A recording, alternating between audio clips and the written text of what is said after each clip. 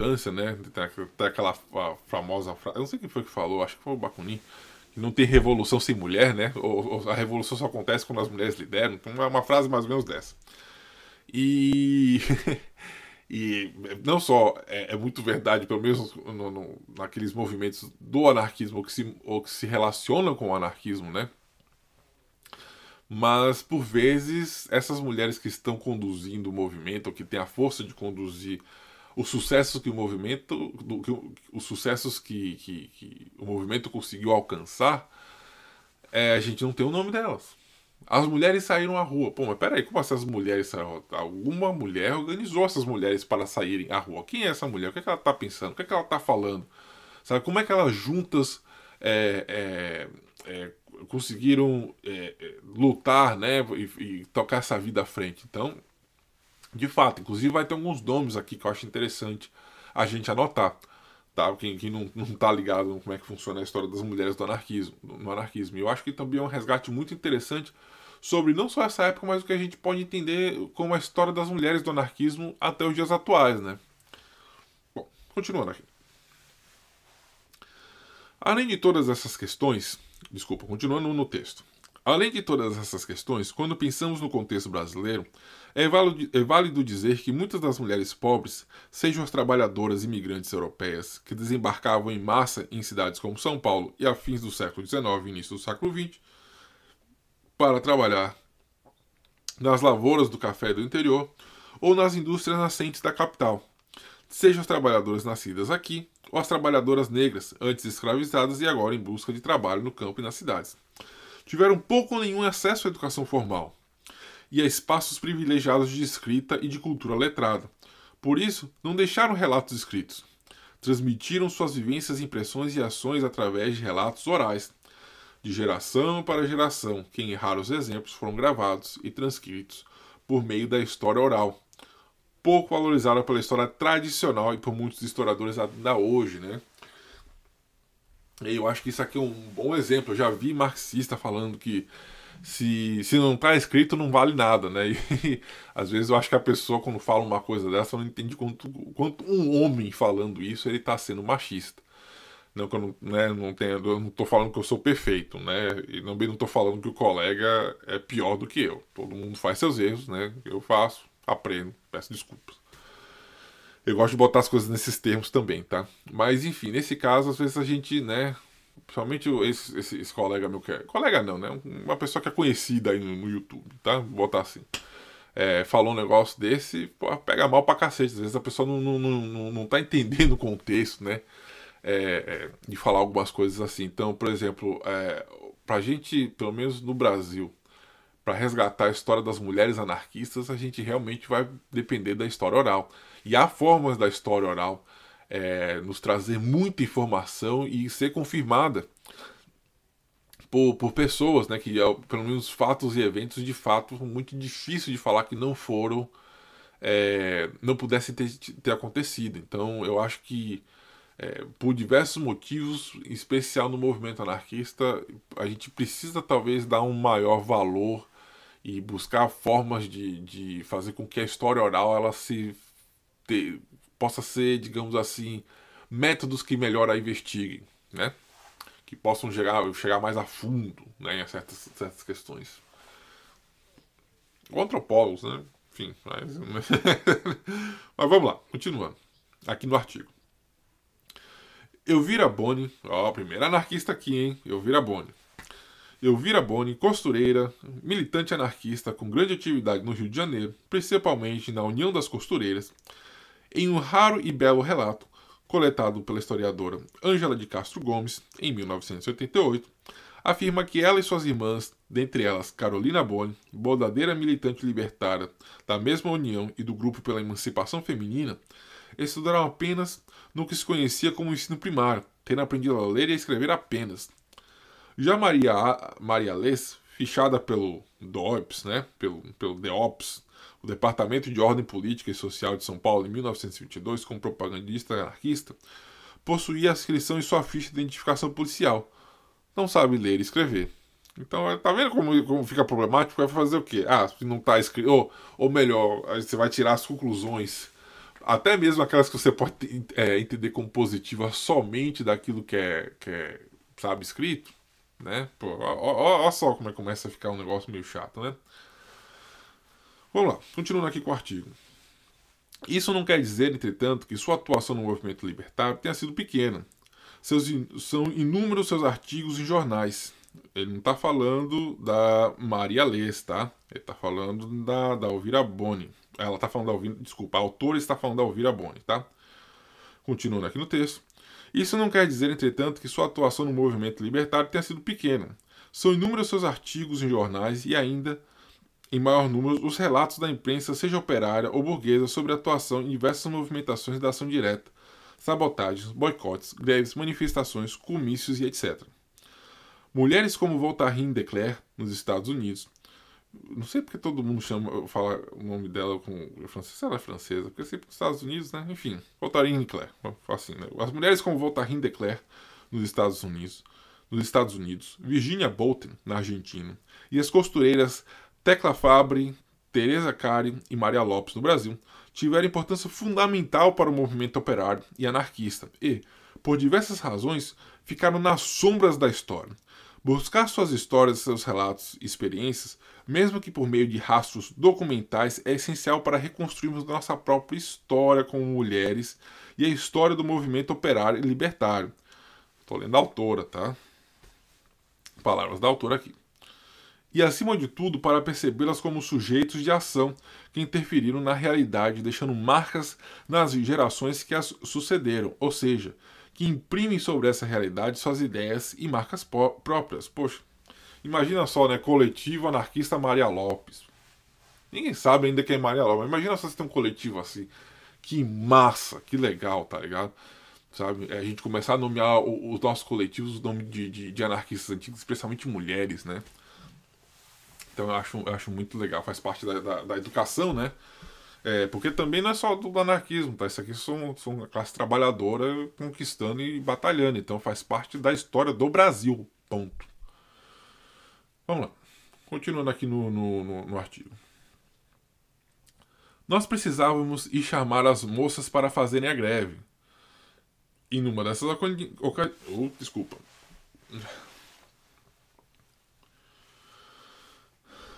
Nós precisamos ir chamar as moças para fazer a greve. E numa dessas ocasiões, 2 ou 3 companheiras foram presas numa fábrica de camisas para homens na Rua das Andrades.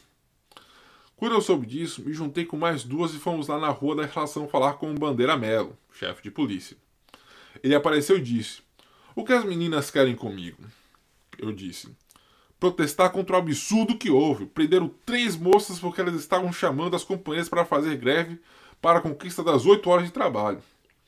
E dali a pouco elas foram soltas. O Bandeira Melo me deu muitos conselhos, disse que eu não me deixasse levar pelos sindicalistas da União dos Alfaiates, né? Esses mau exemplos dos sindicalistas. Não olhe para lá, aquele meme, né? Enfim, não se misture com esses sindicalistas da União dos Alfaiates, porque eles só sabiam fazer barulho e mais nada. Eu digo, não, nós temos ideias próprias, não vamos nos deixar levar por ninguém." Elvira Boni, Apud Gomes, 1988, página 34, grifo Nossos. Apesar de todos os estereótipos dos registros e documentos produzidos pelos organismos de repressão do Estado, que imprimiram aos anarquistas a marca de criminosos perpetuadores de uma ideologia exótica, os arquivos do DELPS se configuraram como alguns desses rastros documentais. No entanto de reprimir as movimentações e controlar a população operária, seus arquivos nos fornecem hoje elementos sobre a atuação da vida de algumas dessas mulheres libertárias que não deixaram seus próprios relatos impressos nas páginas da, abre aspas, história oficial. A já referida pelas fichas policiais como propagandista anarquista Maria Lés, segundo seu prontuário, era uma imigrante espanhola de Sevilha, que vivia no bairro do Brás, na rua Uruguaiana, e trabalhava como operária têxtil na fábrica de seda Santa Branca. Segundo os investigadores policiais, ela teria, com outras de suas companheiras, discordado de um regulamento interno da fábrica, que controlava o tempo que as operárias passavam no banheiro, e por isso teriam exigido a demissão da gerência e promovido uma greve na fábrica após serem dispensadas por tal reclamação. E aí, né, algumas pessoas podem não entender, mas isso aqui é tipo assim, é o seu patrão me falando, eu tenho controle sobre o seu corpo. E isso aqui são mulheres falando, não vou aceitar. E os caras, então vocês vão cair fora, morram de fome. E aí essas trabalhadoras unidas falaram, não, você não vai demitir ela, a gente vai fazer a greve pelas 8 horas e a volta da Maria Lesa aqui. Deixa a Maria Lesa em paz. Né? E a gente vai pro banheiro o quanto a gente puder, o quanto a gente quiser, sabe? O quanto a gente tiver que ir para lá, a gente vai para lá pro banheiro. Você não controla os nossos corpos. Parece uma coisa pequena, mas não é nem um pouco, mas nem um pouco. É porque você junta todas essas agressões de uma coisa só e se torna algo muito grande, né? Tipo assim, coisas desse tipo não é o começo, gente. É a última gota d'água, né? Vamos também ser claro sobre isso, né? Ninguém sai fazendo greve só por conta disso. Muita coisa deve ter rolado. Continuando aqui no texto. São Paulo, 29 de agosto de 1922. Eximos o senhor doutor Everaldo Bandeira de Melo, DD, diretor do Gabinete de Investigações e Capturas, em aditamento à nossa parte de 25 do corrente mês com relação à fábrica de seda Santa Branca, temos a voz informar o seguinte. No dia 24, visto o abuso de algumas operárias quando iam à privada e ali demorassem algum tempo, a gerência fez um novo regulamento, o qual não foi bem recebido pelas operárias em questão. Estas dirigiram-se à gerência, dando-lhe 8 dias para deixarem a fábrica, tendo então o gerente despedido-as desde aquele momento. As referidas operárias reuniram-se então na casa de Angelina Soares. Vou repetir. As referidas operárias reuniram-se então na casa de Angelina Soares, isto é, no dia 26, ficando estabelecido fazerem a greve geral da fábrica, que pretenderam levar a efeito, pois no dia 27, muitas operárias não concordando com tal medida, tomada por suas companheiras, entraram para a fábrica muito tempo antes da hora do costume. Foi neste momento que ia para o trabalho a operária Ida Pastore, acompanhada do seu marido Antônio Pastore, tendo sido ambos agredidos por Angelina Soares e Ângelo Bolognese, e outros operários, e auxiliando mais pelo anarquista Francisco Hux, o vulgo carioca. Tá todo aqui, a grande família. Tá aí Manuel Soares. Né? O Francisco Hux, o carioca e o Manuel Soares.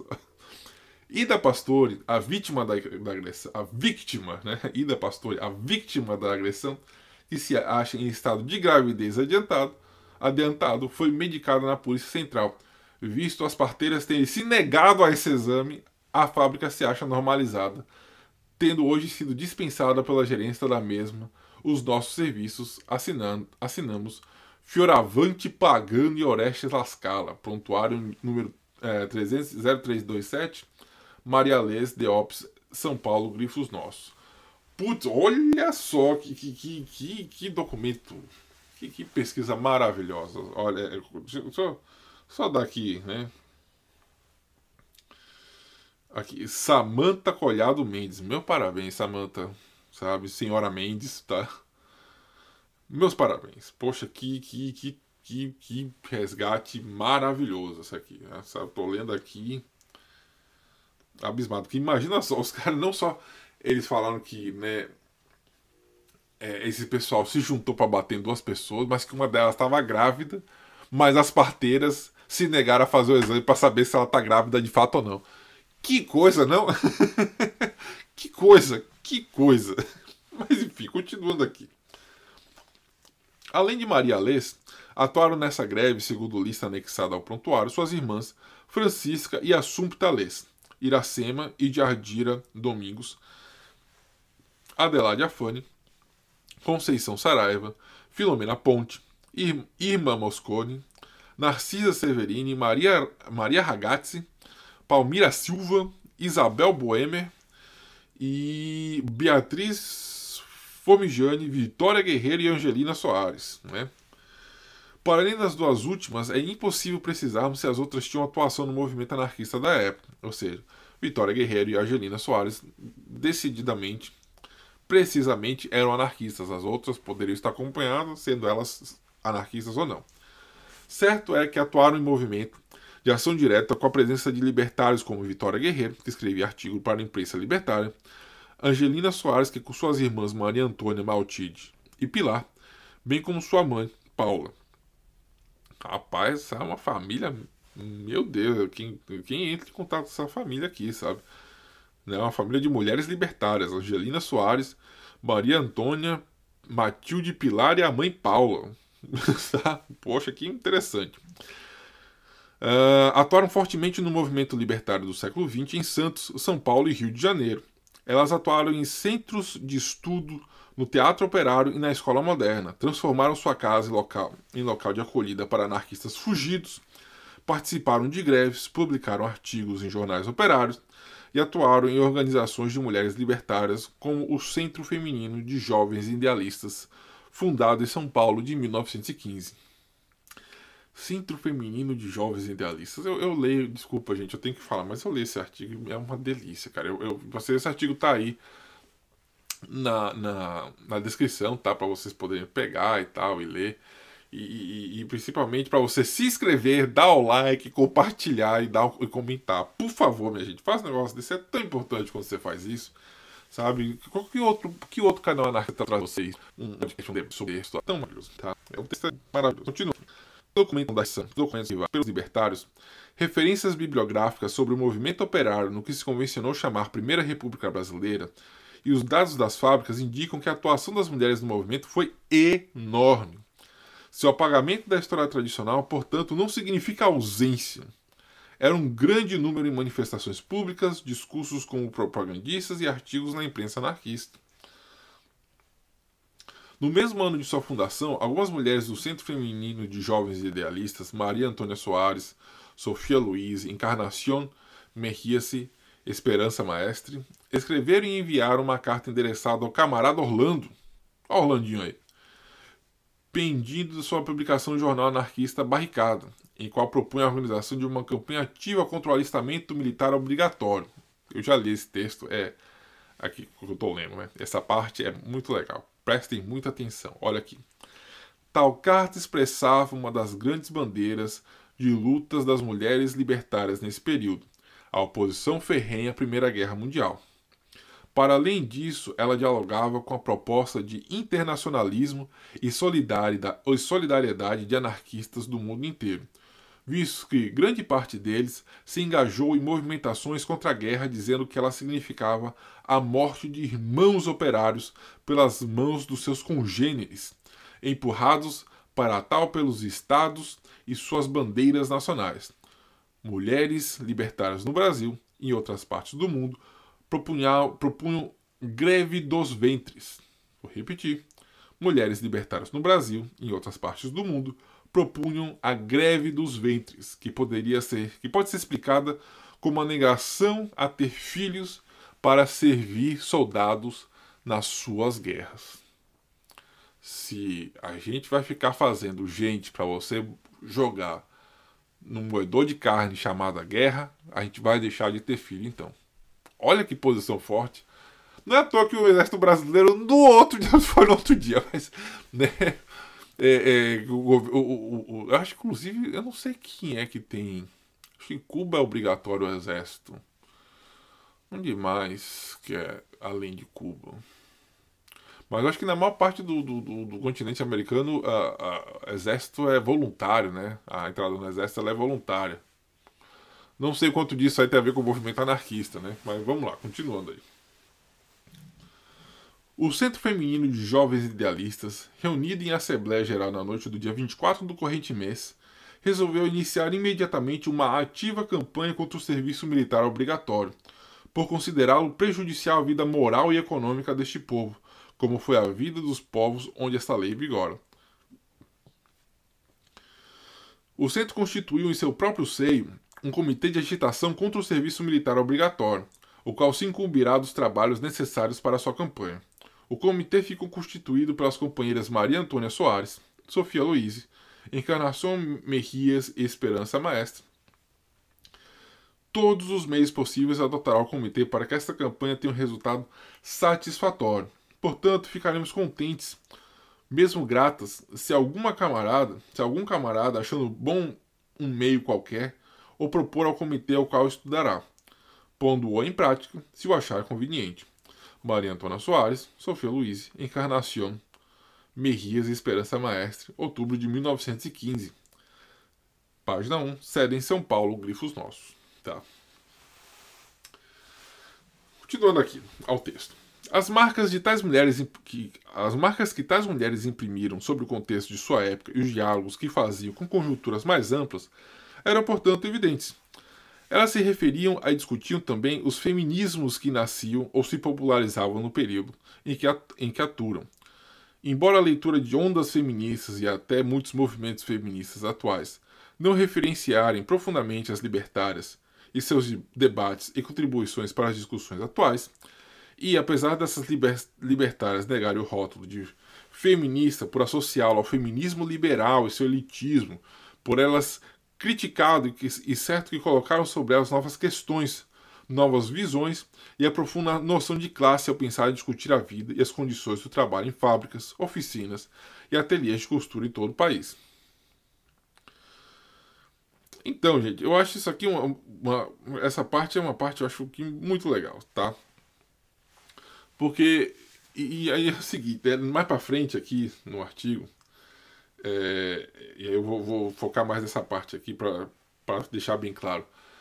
Sempre existiu uma solidariedade das mulheres libertárias em relação ao feminismo, mas não quer dizer que não existia uma certa visão crítica de achar que, como posso falar, a questão do sufrágio universal, né?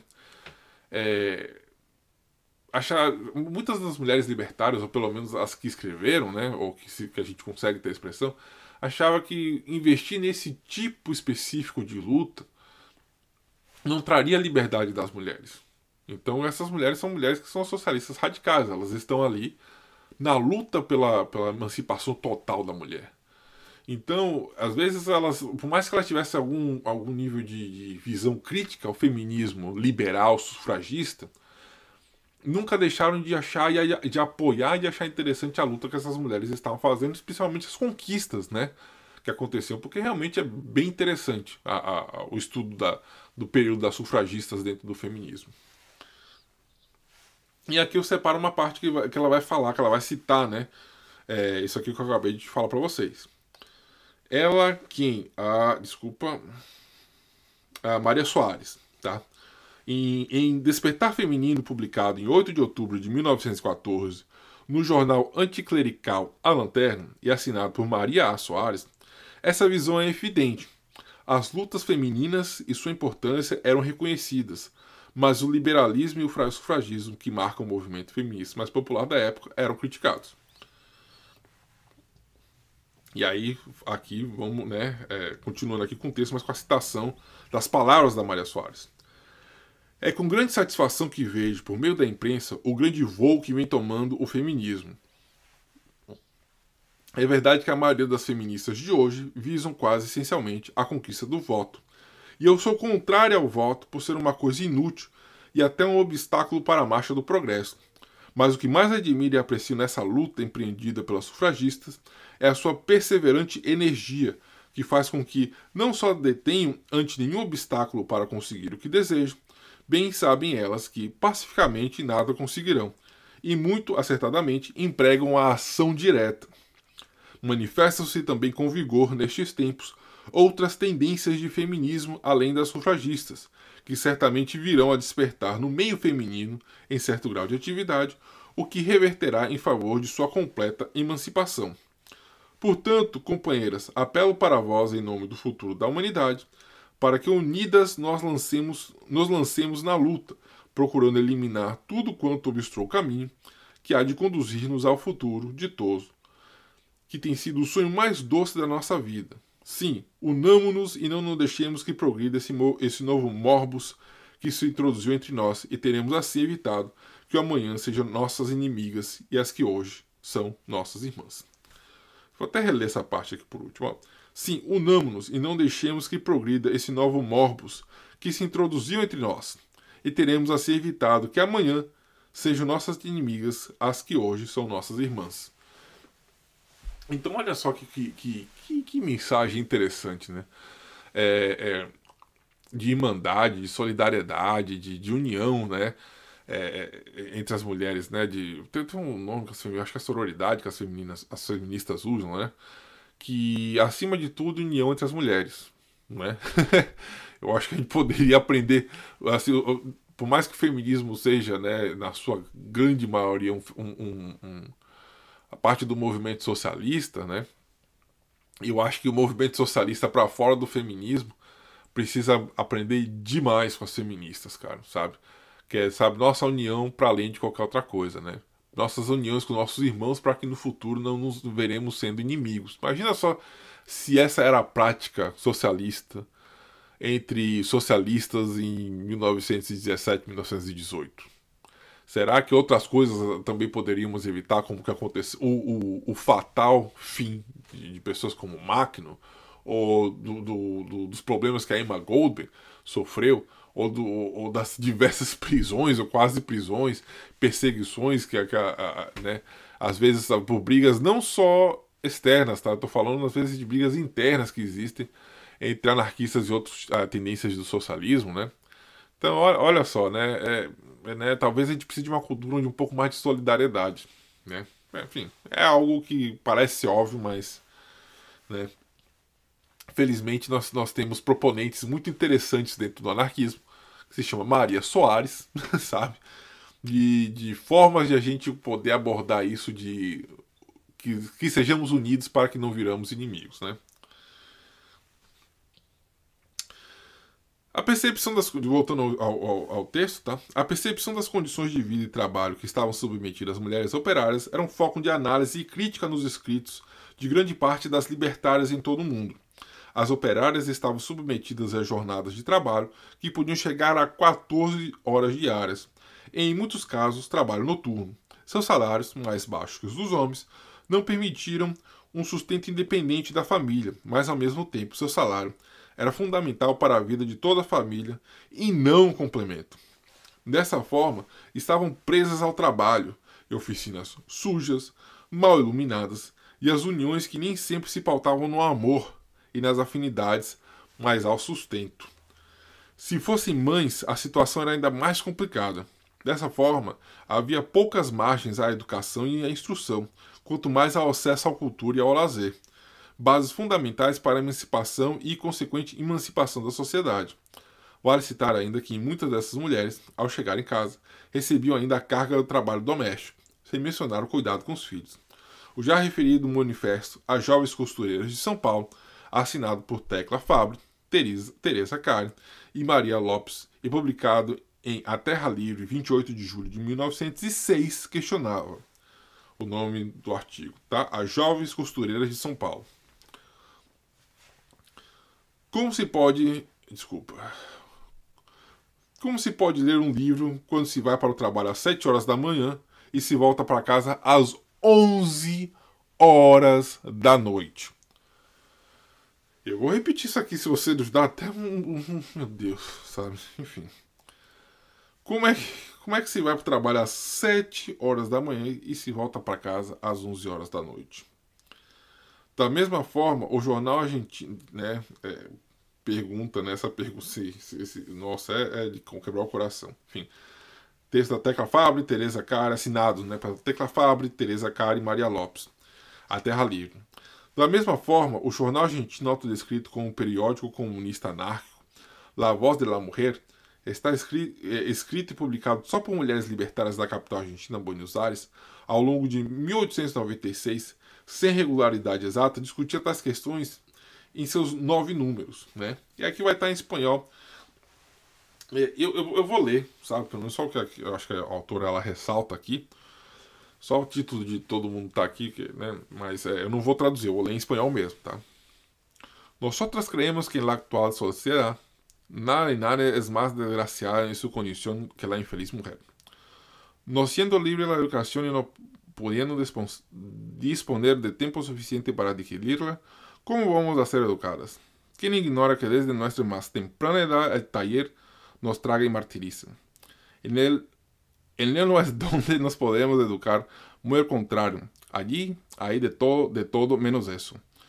Y 100 veces hemos visto víctimas de la lubricidad burguesa, las miserias obreras barrar rápidamente en horribles tumbos y caer despeñados al abismo del vicio, que cada vez más hambriento e insaciable, las tragaba, cubriéndoles de cieno y lágrimas que niñas casi, que apresuraban por sí mismas su caída, para com ellas librarse de la rechifla e escárnio de seus mesmos verdugos. Aí vocês vão aí e traduzem, tá? Eu vou aqui tentar terminar, pegar a conclusão do artigo, tá? Pra gente seguir em frente aqui com algumas outras coisas. Até porque também, como eu digo, né? Um trabalho pesado, tempo é curto. Então vamos lá. Evidentemente, essa revolução não se consolidou, muito menos a anarquia. Não alcançamos nem mesmo salários iguais aos dos homens, já mencionado por elas em 1923. Ainda não temos o controle sobre nossos corpos. Essas são palavras da autora, tá? Palavras da autora. Ainda não temos o controle sobre nossos corpos, nossa vida reprodutiva, nossos amores, e poucas de nós se veem em relacionamentos livres, realmente igualitários e não tóxicos com indivíduos do sexo oposto. Ainda não exercemos livremente nossa sexualidade e somos regulados por padrões heteronormativos. Ainda vivemos a constante ameaça do estupro, dos abusos e das agressões em nossos ambientes cotidianos.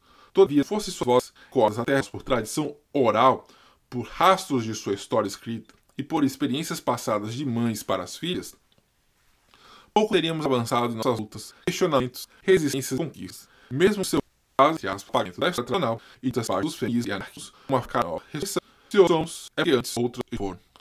Carolina Ressurreição, Apu de Moura 2018, página 23. Bom, eu espero que vocês tenham gostado desta simples leitura, dessa simples análise. É óbvio que se tivesse mulheres aqui, né, o grupo sou eu, grupo, né? Às vezes eu tenho a ajuda do editor, mas, né, a gente pretende crescer e nesse crescimento já, né, tá ali, ó, né, tem que ter mulher, tem que ter representatividade, né, melhorar isso, mas eu queria muito trazer, apesar de não ter sido feito por uma mulher, quem sabe no futuro uma coisa melhor, né? Mas eu queria muito trazer esse artigo para vocês, porque eu acho interessante a gente entender nomes como Tecla Fabre, Maria Soares, Maria Lês, Elvira Boni, nomes interessantes do anarquismo que a gente às vezes, dentro da nossa própria história, a gente não sabe, né? A gente não parou para juntar muitas vezes. E eu estou falando do movimento como um movimento geral, tá? De forma geral.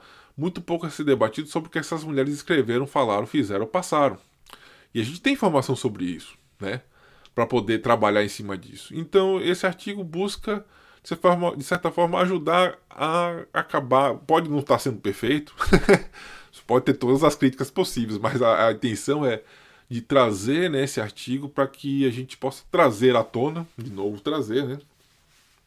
Trazer à tona esses nomes e lutar um pouco contra o fim de um apagamento da história do nosso próprio movimento. Nosso próprio movimento não é um movimento que morreu e seguiu. Não, a gente tem história, ele continua, estamos aqui e pretendemos resgatar essa história e dar a devida dimensão das lutas dessas pessoas.